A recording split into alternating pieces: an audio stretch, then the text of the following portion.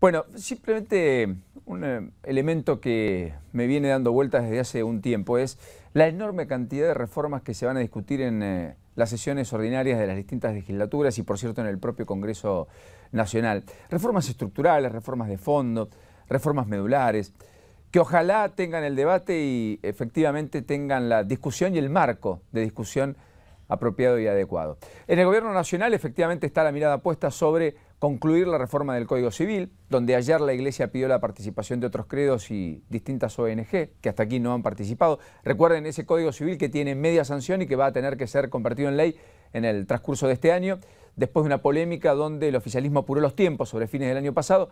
Eso envalentonó a la oposición, fue muy contestataria, fue muy crítica, a propósito de algunos cambios inclusive, y ahora la impresión es que se va a abrir el capítulo de debate y que probablemente haya modificaciones este año. Está la reforma del Código Penal, que le voy a contar respecto a las discusiones de esta semana. Pero después en las distintas provincias, naturalmente también hay reformas medulares. Desde los planteos de reformas constitucionales que han hecho gobernadores como Fabiana Ríos en la apertura de sesiones ordinarias en Tierra del Fuego, pasando por Bonfatti y su apetito por modificar la constitución de la provincia de Santa Fe, o por el propio Francisco Pérez, el gobernador de Mendoza, que desde hace un tiempo viene también envalentonado con la idea de modificar la Carta Magna Provincial e inclusive habilitar la posibilidad de una reelección para el gobernador, como también Bonfatti lo pretende en Santa Fe, aunque excluyéndose ellos de esa misma opción. Y después están las reformas más chiquitas que no son tan chiquitas, porque en buena parte del país se están modificando los códigos procesales. De hecho, lo planteó Scioli ayer en la apertura de sesiones ordinarias en la provincia de Buenos Aires para, entre otras cuestiones, bajar el nivel de excarcelaciones que tiene el sistema en la Argentina hoy. Respecto a aquellos que cometen delitos y hasta que sean juzgados, son efectivamente excarcelados en la enorme mayoría de los casos. Pero lo cierto es que también ZAPAC, en la apertura de sesiones ordinarias en la legislatura de Neuquén, planteó, entre otras cuestiones, la modificación al Código Procesal. Ya fue enviado a la legislatura y va a buscar morigerar también el impacto de las excarcelaciones, entre tantas otras cuestiones. Y por eso es que quiero abrir esta mañana con Raúl Dobrusin, que es diputado provincial de Neuquén por Unidad Popular y que justo está aquí en Buenos Aires, así que bien vale la conversación. Raúl, gracias por este ratito aquí en la mañana. Un placer. Muy generoso. Gracias por la invitación. Pero primero, ¿ve con buenos ojos la reforma del Código Procesal planteada por ZAPAC?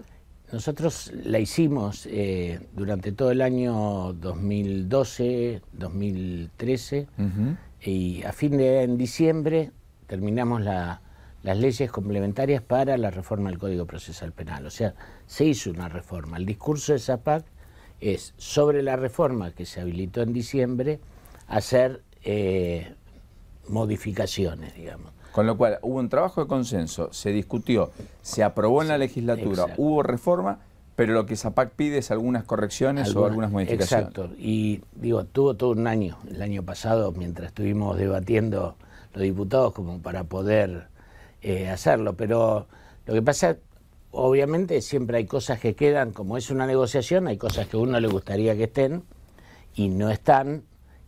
Porque todos ceden algo en esa negociación. Algo, es un acuerdo entre todos, no es el 100 de ninguno de las conformaciones políticas, como es lo lógico.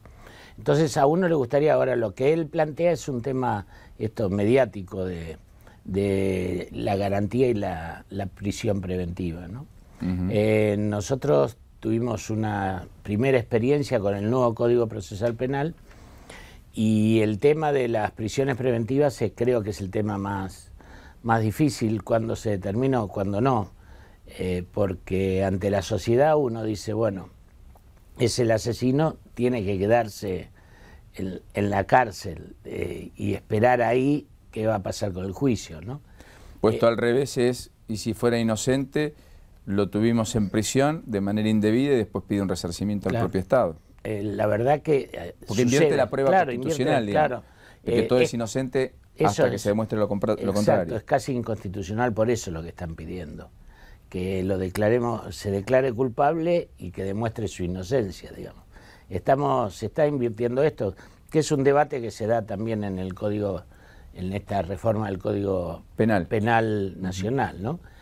Hasta dónde esto de que cuidemos a la sociedad, cuidemos a los asesinos, qué es lo que estamos cuidando. Lo que hay que saber, nosotros en estos 2 meses de Código Procesal Penal, hubo un caso latente de un señor que había sido acusado de asesinato a un cantante local, y bueno, se presentó y todo, y era el padre del que fue el asesino. Con lo cual, quien estuvo preso era el padre de quien después... Iba a estar preso. Que iba a estar preso. La jueza, con la información que le dieron, no le dio la prisión preventiva, y con eso zafó el hecho de que, como la investigación era nueva, recién había sucedido, ahí quedó. Cuando empezaron a ver más, se dieron cuenta que era el padre que trataba de tapar al hijo, ¿no? Entonces, ahí hubiera, como bien decía, esto de cómo queda, cómo se invierte y todo lo demás. Obviamente hay casos que uno, si te agarra infragante, y no hay más vueltas, ¿no? ¿Y eso se prevé en la reforma?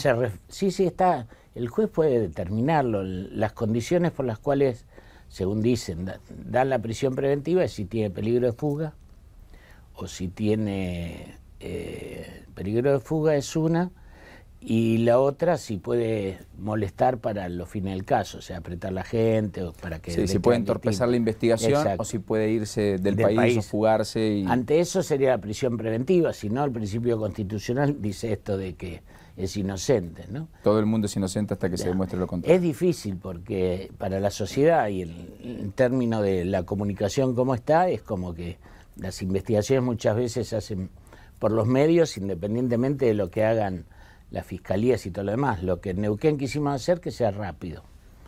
¿Y eso lo lograron, cree usted? Y hasta ahora va. Recién empezamos el 14 de enero. Que el proceso sea más rápido, para mimetizarnos, digamos, ¿qué implica?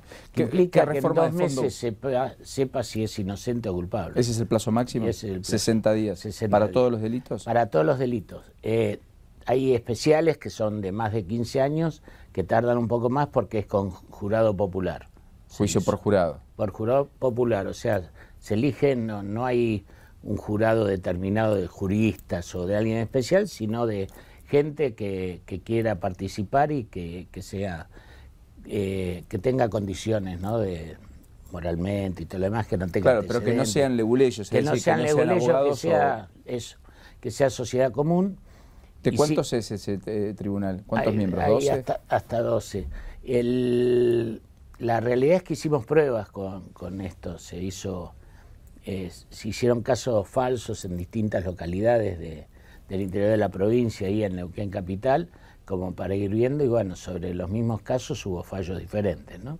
Que eso es otra cuestión que habrá que discutir, porque es lo que entienden las personas que están ahí en el jurado. ¿Usted está convencido de que es una medida de democratización de la justicia y de celeridad apropiada, o cree que allí por ahí estamos cometiendo el error de poner a personas que no están en condiciones de una evaluación tamaña? Yo creo que sí, creo que se está en condiciones. Me parece que es bueno.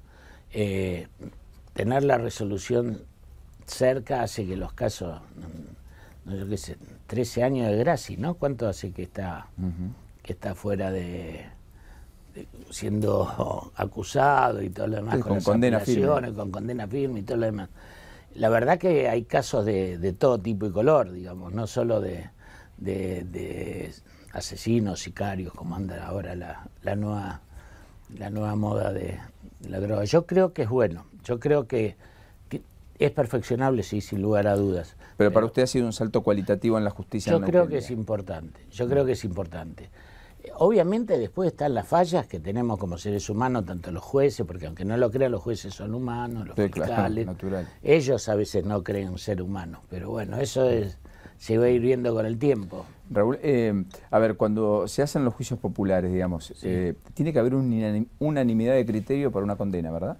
Tiene que haber unanimidad de criterio. Sí. Son 12 en el tribunal, 10, vamos al ejemplo extremo, 11 dicen que es culpable y uno dice que no lo es, no hay condena. Siguen reunidos hasta que haya una decisión por unanimidad. Sí. Si no hubiese unanimidad nunca, no hay condena. No hay condena. Esto es muy importante decirlo porque, digamos, y por supuesto pueden ser recusados los integrantes si hubiera relación, como en cualquier... como en cualquiera. Y siempre un juez toma la decisión en última instancia, ¿verdad? El juez es el que toma, el fiscal es el que investiga.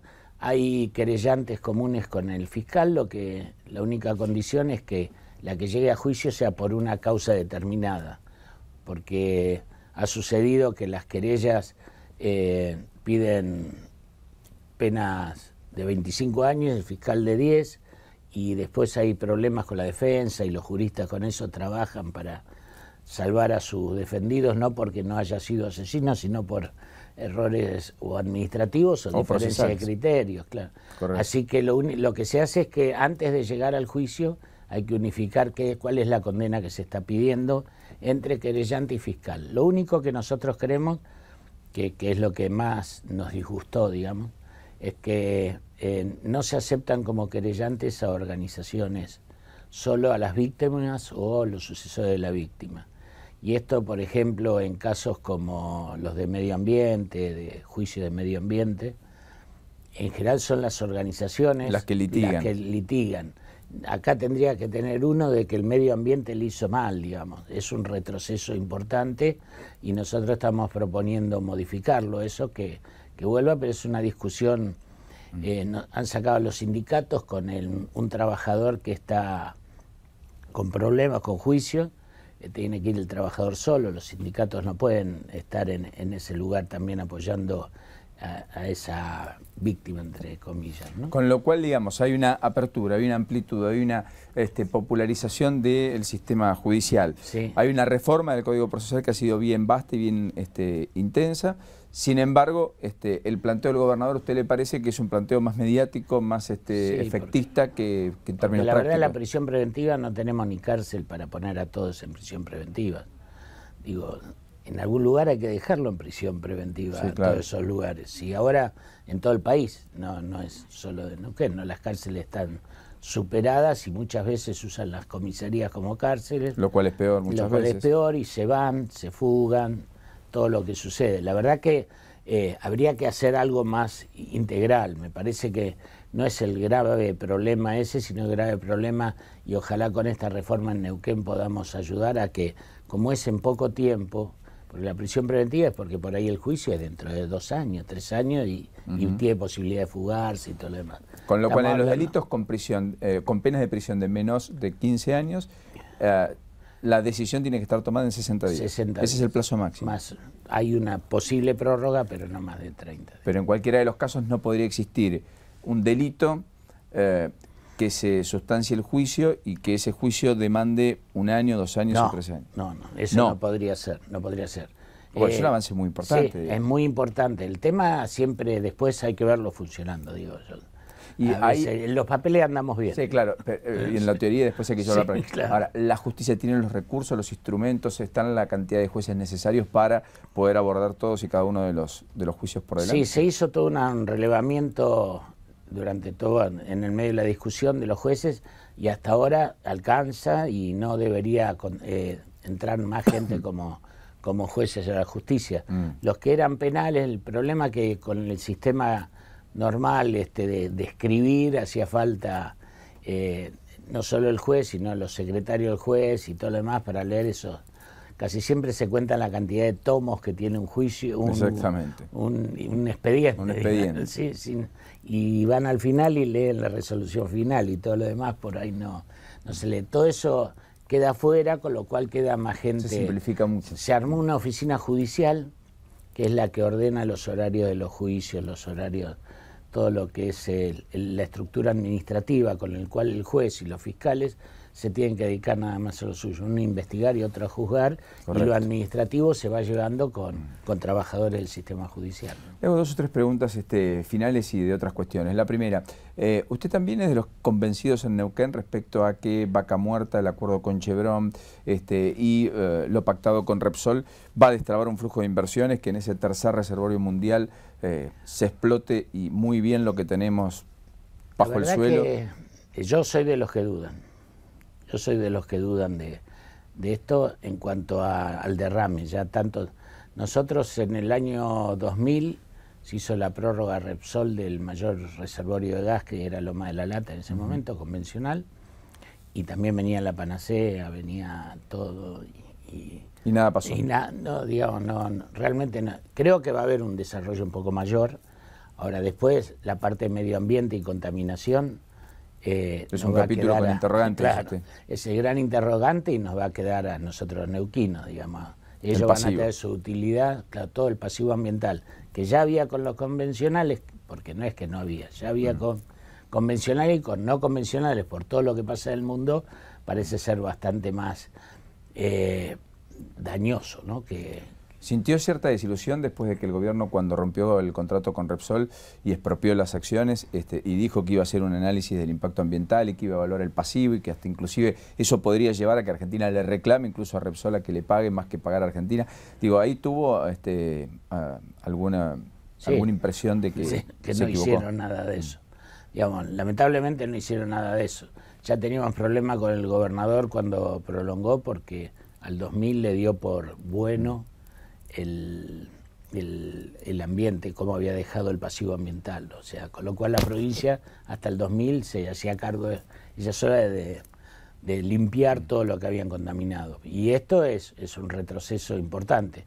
Obviamente la gran política, el mundo y todo lo demás dicen con esto, pero me parece que se podría haber discutido mejor. Raúl, lo último, sí. Existe una provincia donde los piquetes han sido muy tradicionales, casi la cuna de los piquetes. ¿Cree que hay que regular las protestas? ¿Que hay que ponerle límites y que efectivamente un derecho, el de la protesta, no puede vulnerar otro derecho que es el de libre tránsito y que en esa colisión de intereses hay que ordenarlos y que los dos puedan seguir vigentes? Sí, yo me parece que lo que tiene que haber es la posibilidad de charlar antes, ¿no? Ayer a la noche, ayer al mediodía en Misiones, ya hubo una represión de gendarmería, un piquete de docentes y hubo gente presa y todo lo demás. En este momento todos libres ahora. Todos libres, por suerte, pero me parece que no es así la paz social. Digo, si uno va y le ofrecen, por ejemplo en Neuquén, 1.000 pesos por única vez como aumento hasta junio. Entonces, a los estatales. A los docentes. Y a los docentes en particular. Entonces vos estás queriendo que haya problemas, no estás queriendo que haya una solución. Porque aparte no es que vas a un diálogo y podés cambiar eso, decís es esto o nada. Entonces, después lo de los piquetes es la discusión entre el derecho individual y el derecho colectivo, y eso no va a tener final con ninguna solución, va a limpiarse esa discusión, ese debate, ¿no? Hay gente que creemos que el derecho colectivo está por sobre el individual y hay otros que lo contrario, va a seguir siendo así, no le veo otra solución. Raúl Dobrusin, gracias por venir. No, muchísimas gracias por invitarme. Muy gentil y muy generoso. Agradecemos que siempre estén, que cuando tenemos necesidades ustedes aparezcan para comentar las cosas. Neuquén es Argentina, es parte no importa el país. Sí. Gracias, muy amable.